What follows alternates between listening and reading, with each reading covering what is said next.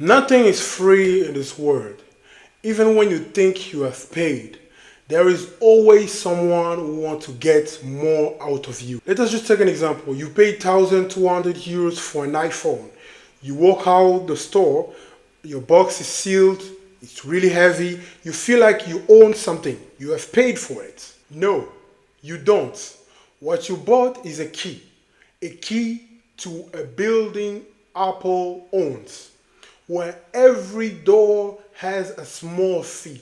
And every time you want to fix something or leave, Apple sets the price. So a new series is coming on this channel, 4 parts, one idea. Nothing online is free. And the things you paid for, you haven't finished paying for. When you buy an iPhone, what do you think you're doing? You think it's a trade. Money out, an iPhone come in, clean, done, the color that you like. But let me tell you that the phone in 2026 isn't the bread. A phone is a relationship. And the interesting part isn't the day one. It's everything that comes after. Let's do a quick test. Open your phone. Look at the screen. How many apps you use every day are actually made by Apple? Message, photos, camera, Safari, the App Store itself, iCloud, because you didn't get a choice. Those apps were already installed. Now, the rest of the apps like Instagram, Spotify, your bank app, WhatsApp, every one of them sits on Apple's ground. Apple decides if they stay. Apple decides what they can change. Apple decides what they can charge you. And the phone in your hand isn't just a product. It's a country. And you just became a citizen living in it. Now, something most people never realize. Apple makes around $416 billion a year. About half of that, $209 billion, comes from selling iPhone. That part everyone understands. You buy a phone, Apple gets paid. But here's the part that should make you sit up. What we call Apple Services Division, so the Apple Store, iCloud, Apple Music, Apple TV, Apple Pay, AppleCare, made $109 billion in 2025. More than a quarter of everything Apple earns. And it grew more than 13% in a single year. Why does it matter? Because hardware has a ceiling. Only so many people exist. So you cannot sell more than the amount of people that exist. And they only upgrade every 3 or 4 years. But the services are forever. Because you pay every month. You forget to cancel. You upgrade your storage because your photo won't sync to the iCloud. And here is the detail I want you to remember today. Apple's profit margin on hardware is around 36%, normal for premium electronics. These are good things. But Apple profit margin on services is around 75%. It means they are earning more in the services than they are earning for the hardware. Listen to that again. It means 3 out of every 4 years you hand to iCloud, to Apple Music, to the Apple Store, 3 out of 4 is pure profit for Apple. So the iPhone isn't where Apple makes its best money anymore. The iPhone is where they find you. The services are where they keep you, guys. So we can say that the phone is the bait and the subscriptions are the hook. I know what you're thinking. Fine. But I paid for the phone. The phone is mine. But guys, let's check that. A teardown estimate for the iPhone 17 Pro Max, the $1,199 one, puts the actual physical parts at around $408.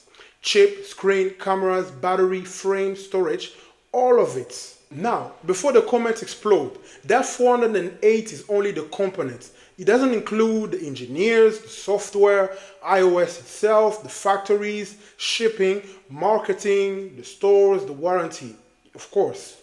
Apple spends tens of billions a year on research alone.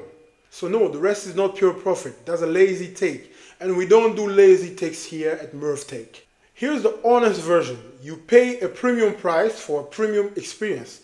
The problem is, the premium doesn't hand on day one. The moment you turn that phone on, Apple starts collecting.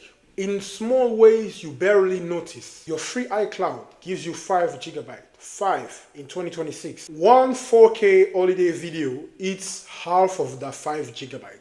So you pay 99 cents a month and then you change to 2.99 cents and then it goes to 9.99 forever.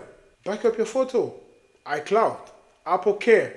So a cracked screen doesn't cost you 400 euros. Let's talk about subscription. Apple Music subscription.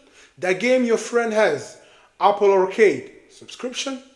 Every one of them renews automatically in the background while you sleep or you are working. That's the real product, not the phone, the rents. Now, here's something people in Europe rarely think about, and it hits you whether you use Apple services or not. Every developer who wants their app on your iPhone has to go through the App Store. There is no other way in. No side door. iOS is closed. And for your information, Apple charges those developers a commission. For years, the standard rate was 30%. 30% of every euro that passes through an app on your phone, straight to Apple. So when you pay €9.99 for a subscription through the App Store, around €3 of that goes to Apple. Buy something inside the game, 30%. Tip a creator inside an app, 30%. Now here in the European Union, things shifted. The Digital Markets Act forced Apple to open up. Since January 2026, there is a new system in Europe. Alternative systems of payments. Lower rates around 17 to 20%. On paper, it's a win. But in practice, an independent study in late 2025 looked at more than 20,000 apps and 400 million transactions in the European App Store.